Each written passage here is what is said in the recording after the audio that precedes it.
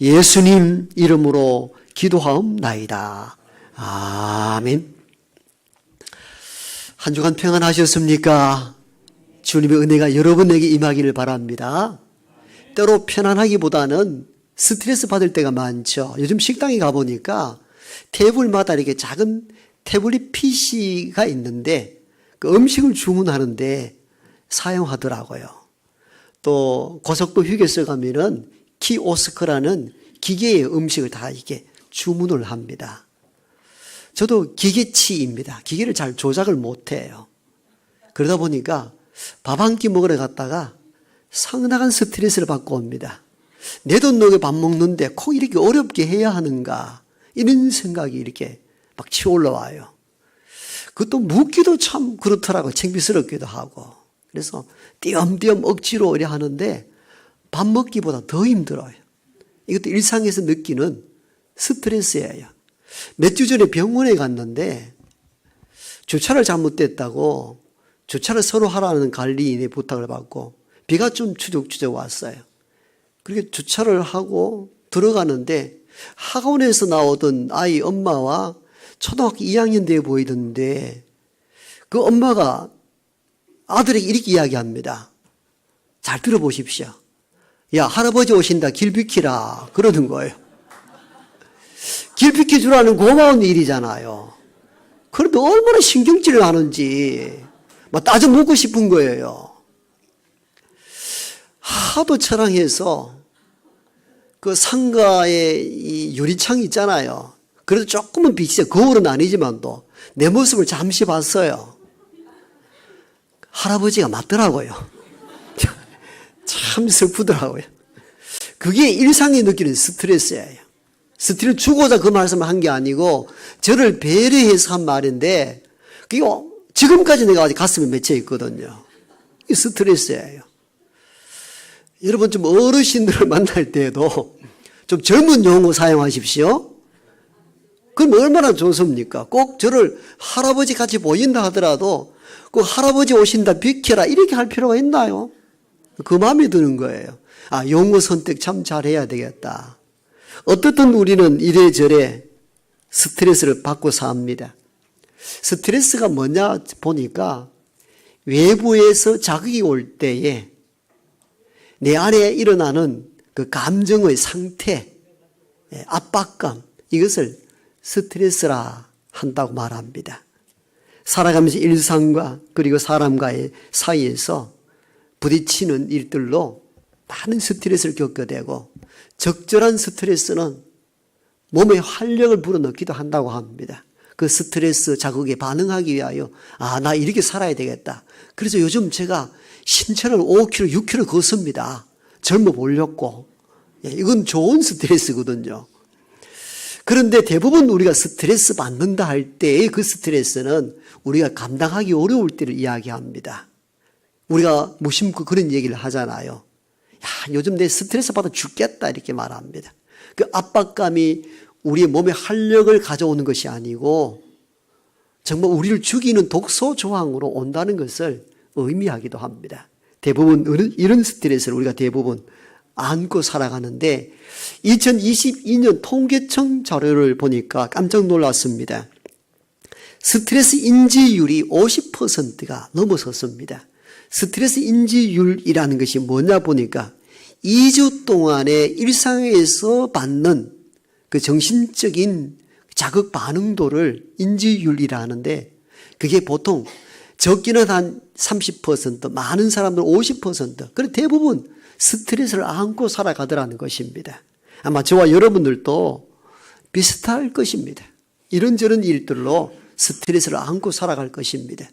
스트레스에 의한 증상이 머리 아픔, 두통, 잠을 못 자는 불면증, 소화가 안 되는 소화불량, 이렇게 정신적, 신체적 고통을 안겨주는 것이 현대인들이 갖고 사는 스트레스이기도 합니다. 드러나는 질병은 아닌 것 같아 보여도 현대 사회에 무섭게 오염되고 있는 것이 바로 이 스트레스입니다. 믿는 사람들은 없습니까? 다 있어요. 믿는 사람들도 예외적이 아니고 다 똑같이 스트레스를 안고 살아가는데 성경의 한 인물도 많은 스트레스를 안고 산 사람이 있습니다. 그가 오늘 소개하는 창세기의 요셉입니다. 당시 구약 성경이 기록될 때 의학적 용어가 없어서 스트레스라는 단어가 성경에 포함되어 있지 않아서 그랬지, 오늘의 기점에서 성경을 기록했다면 스트레스라는 단어가 굉장히 많이 사용됐을 것이라 예견되기도 합니다. 어떻든 요셉의 일생을 추적해 보면은 수없이 많은 스트레스 속에 살았던 인물이면은 틀림이 없습니다. 우선은 가족 안의 스트레스였습니다. 여러분, 가족 안의 미움과 시기가 일어나면은 참 견디기가 어렵잖아요. 우리가 세상에서는 스트레스를 많이 받아도 그래도 집안에 오면은 다 포용해주고 따뜻한 기운을 느끼는 곳이 가정이어야 하잖아요. 그런데 이 가정 안에서부터 스트레스를 받았던 인물이 요셉입니다. 창세기 37장 4절에 보면은 요셉의 아버지 야곱이 요셉을 더욱 사랑함으로 형들이 그를 미워하였더라, 이렇게 기록하고 있고요. 37장 11절로 내려가면은 요셉의 꿈을 꾼 이야기를 함으로 형들이 요셉을 시기하였다, 이렇게 기록되어 있기도 합니다. 그러니까 여러 이복 형제들이 많았는데 그 이복 형제들 중에 유독 아버지의 사랑을 독차지했던 인물이 바로 요셉이었고, 이를 본 다른 형제들이 미워했다. 형제간에 미워하니까 얼마나 견디기 어려웠겠습니까? 지금으로 표현하면 스트레스가 많은 인물이었습니다. 거기다가 시기까지, 질투까지 받았으니까 아마 가정에서 받았던 스트레스는 상당했으리라 여겨집니다. 그런 요셉이 받았던 스트레스가 거기에서 멈추면 참 좋았는데 거기서 그치지 않았습니다. 우리가 알다시피 형들로 인하여 구덩이에 빠뜨리게 되고 죽음의 위협을 경험하게 됩니다. 구덩이에 그를 빠뜨리고 어떤 형제는 이를 죽이자고 말합니다. 큰형 루벤이 우리가 이 아이 동생을 죽일 것까지 있겠는가? 살려두자. 이런 이야기, 형제들끼리 죽이자 살리자 하는 이 이야기를 구덩이에 빠진 상태에서 다 들었다고 생각해 봤어요. 차라리 안 듣고 죽었으면 좋을 법했는데 이 소리 저 소리를 다 들었을 때 오는 그 충격, 그것도 형제인 형들이 죽이겠다고 모의하고 그 작당을 벌이는 소리를 구덩이에 빠뜨린 상태에서 들었으니 그 스트레스가 상당했을 것이고 일생 트라우마로 남았을 법합니다. 결국 이렇게 하여서 상인들에 의해서 팔려가게 됐죠. 이때 요셉이 한 일이 무엇이었습니까? 아버지의 명을 받아서 형들이 잘 계시는지 떡도 좀 준비하고 물도 준비하여 형들을 안부를 묻기 위하여 찾아간 걸음이었습니다. 원래는 형들이 세겜 땅 초지에 간다고 세겜 땅에 갔는데 목초지가 없었든지 다른 곳으로 이동해 버린 거예요. 그렇다면은 우리는 거기서 돌아오면 되지 않습니까? 아버지가 지시한 땅 세겜 땅으로 갔는데 형님들이 양들을 이끌고 어디로 갔는지 내가 찾을 길이 없습니다라고 돌아오면 될 법했는데도 불구하고 책임감이 강했던 요셉은 주변 사람들에게 묻습니다. 제가 이차 저차하여 이 세겜 땅 형들의 안위를 알기 위해 찾아왔는데 지금 형들이 보이지 않습니다. 수소문해 보니까 상당한 먼 거리 도단 땅으로 옮겨갔다는 겁니다. 끝까지 세겜에서 도단 땅까지 형들을 찾아 나선 인물이 요셉이었습니다. 그러니까 얼마나 착한 아들입니까? 얼마나 신실한 아들입니까? 그런 동생을 형들이 구덩이에 빠뜨려 죽이려고 모의를 하고 그리고 결국은 애굽의 노예로 팔아버립니다. 그 모든 정황을 요셉이 다 듣고 보고 느꼈단 말이죠. 그가 받았던 스트레스가 상당했을 것입니다.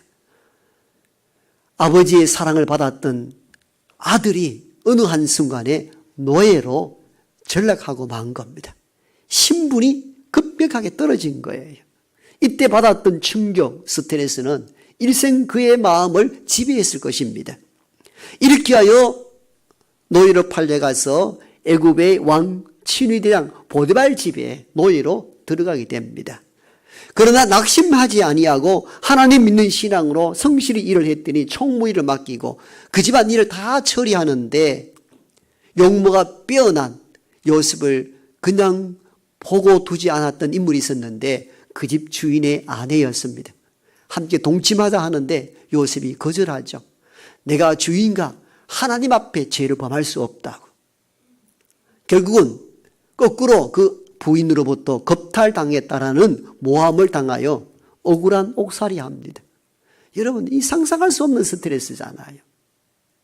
그리고 옥살이 하였을 때에 바로 왕의 신하들도 함께 그 옥에 거하였는데 하나님 주신 지혜로 어떤 일은 복권하게 되고 어떤 일은 감옥에 갇히게 되는데 그 꿈을 잘 해석하여 복권했던 신하가 옥에서 나가면서 요셉에게 약속을 하죠.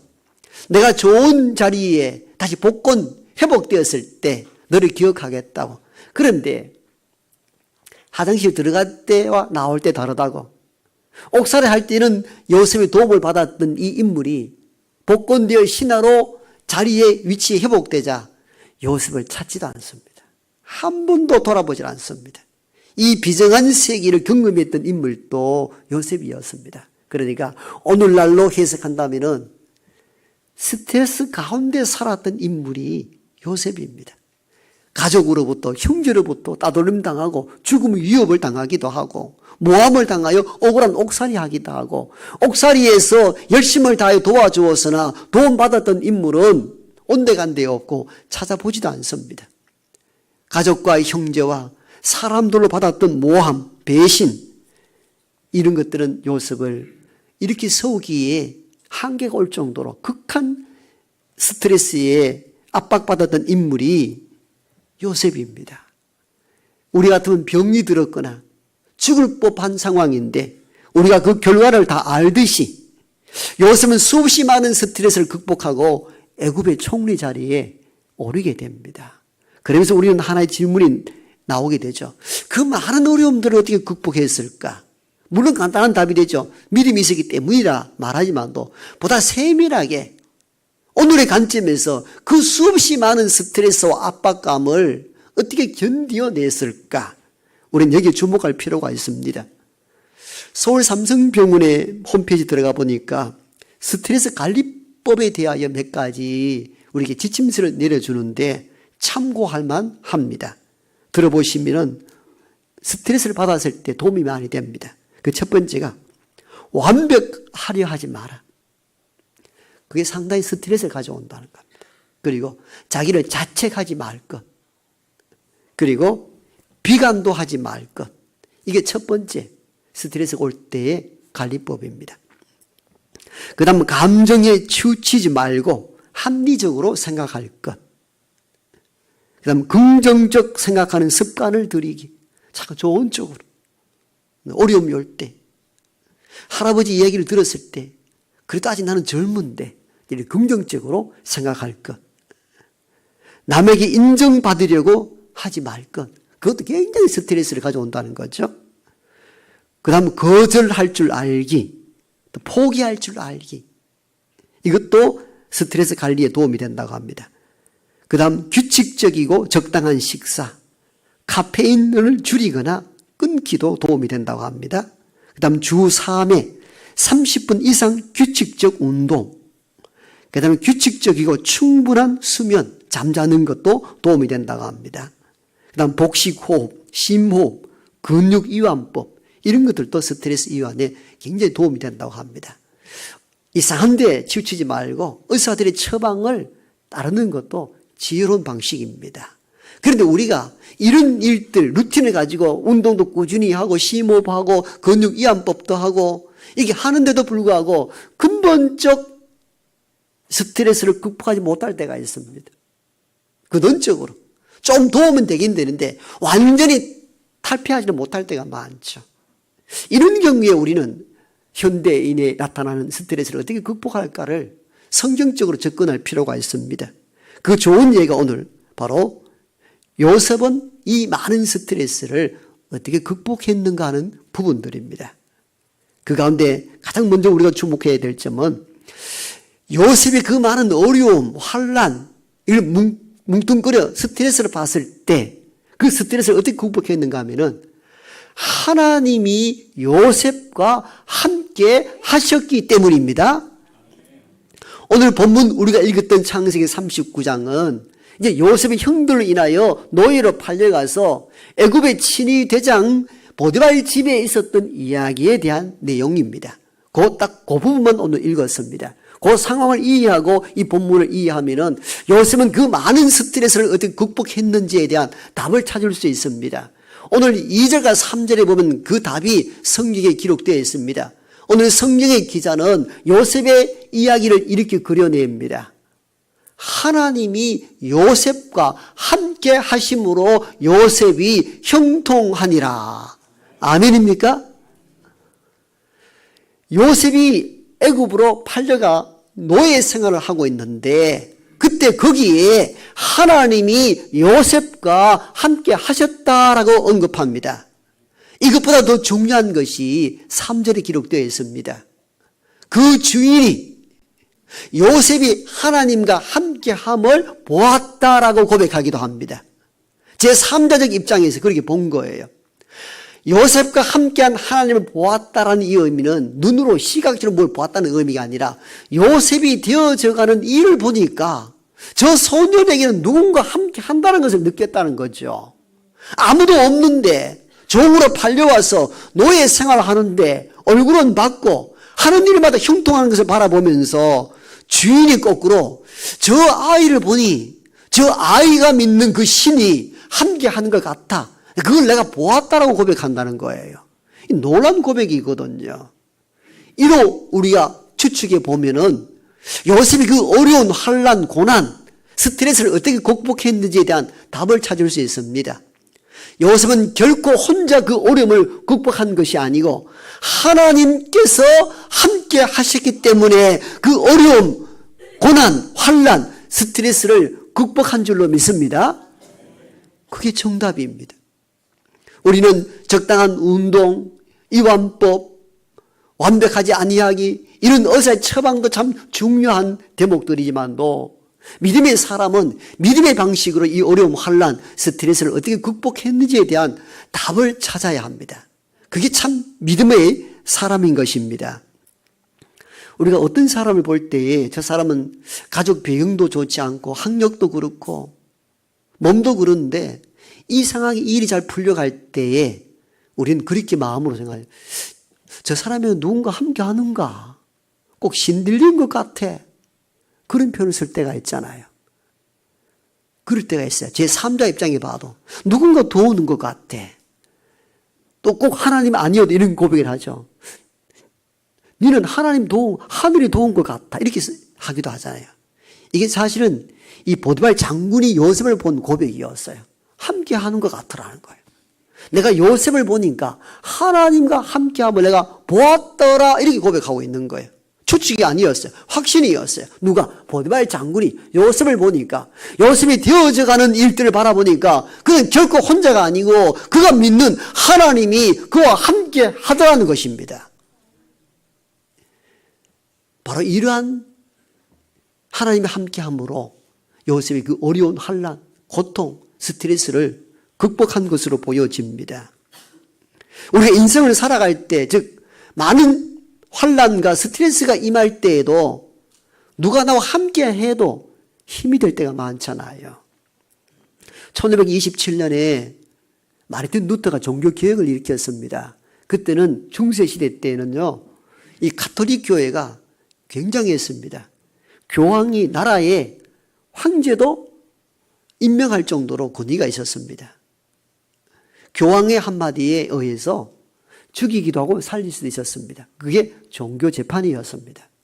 그런데 그 거대한 가톨릭 교회를 향하여 말씀을 들고 분열이 일어섰던 인물이 루터입니다. 그때가 1527년도입니다.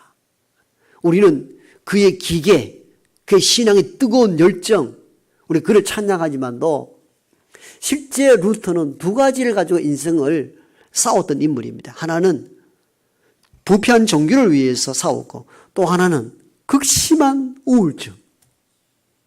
루터가 얼마나 큰 우울증을 겪었는지를 상상할 수 없었다고 말합니다.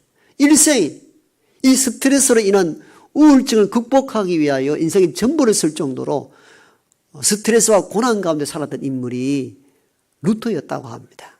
그의 일기 가운데 한 대목입니다. 그대로 읽어드립니다. 일주일이 넘도록 나는 죽음과 지옥문 가까이에 있었다. 이때가 1527년 종교개혁을 일으키고 난 이후입니다. 수없이 많은 공격과 핍박이 몰려들 때 오는 그의 느낌을 쓴 겁니다. 일주일 넘도록 나는 죽음과 지옥문 앞에 가까이 있었다. 온몸이 부들부들 떨렸다. 그리스도께서는 온데간데 없으셨다. 나는 좌절과 하나님에 대한 모독으로 몸소리치고 있었다. 여러분, 우리가 일반적으로 이 일기문을 읽으면은 믿다가 낙심하거나 믿다가 배신한 사람의 일기처럼 보입니다. 그런데 놀랍게도 루터의 일기입니다. 내 옆에는 그리스도가 없으셨다라고 고백합니다. 처절한 고독감, 우울감, 스트레스로 인하여 죽음 직전에 놓여 있었던 인물이 루터였기도 합니다. 그래서 루터는 스스로 이 우울증, 스트레스를 극복하기 위하여 4가지를 제시하기도 합니다. 그가 겪었던 것에 대한 대처 방안이죠.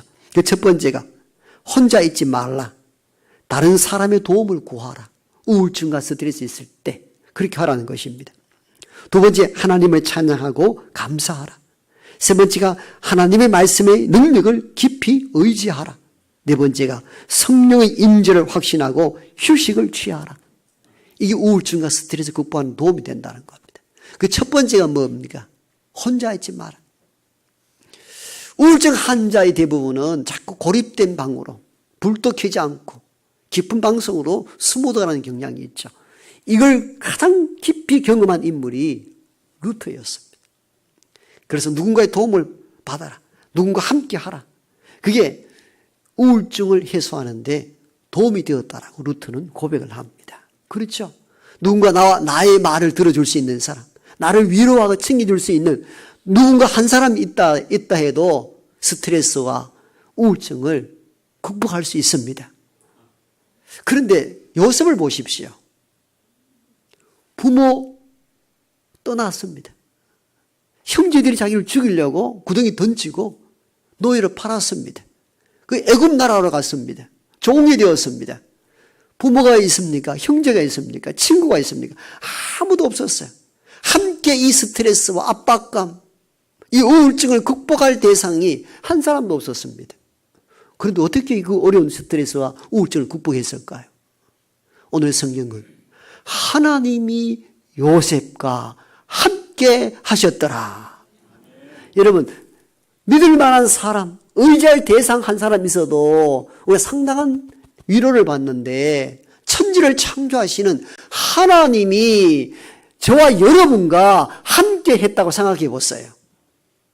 얼마나 힘이 나겠습니까? 위기와 환난, 압박감, 스트레스 이런 것이 몰려올 때에 우리가 분명히 깨닫고 믿어야 할 것이 있습니다. 그 자리에 하나님이 저와 여러분과 함께 하실 줄 믿습니다. 만약에 가설한다면은 하나님이 요셉과 함께 하지 않았다면은 그 수없이 많은 고난, 환난, 스트레스를 요셉이 어떻게 극복했을까? 인간은요, 의지 이런 것들이 어떤 한계가 있습니다. 한계가 있어요. 그걸 넘어서면은 극복하기 어렵습니다. 그래서 왜 죽겠다고 말을 합니까? 왜 죽겠다고 자기를 던집니까? 자기가 참고 견디고 어떤 능력으로도 할 수 없는 한계치를 넘어섰기 때문입니다. 그때는 견디기가 어려운 것이죠. 일상을 살아가면서 저와 여러분이 감당치 못하는 시험과 환난, 스트레스가 내게 몰려올 때 그때 우리는 이 비밀을 깨달아야 됩니다. 하나님이 거기 저와 여러분들과 함께 하신다는 것 잊지 마시기 바랍니다.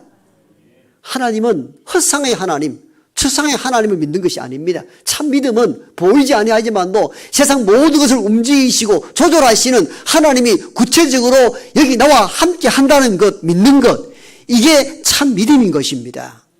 우리는 하나님을 추상적으로 믿을 때가 많습니다. 하나님 믿습니다. 믿고 말고요. 추상의 하나님 아니고 구체적으로 오늘 성경에 기록된 것처럼 하나님이 요셉과 함께 하셨더라는 것처럼 저와 여러분과 함께 하시는 하나님을 만나기를 원합니다. 여러분, 우리가 일상을 살아가면서 수없이 많은 스트레스를 겪잖아요.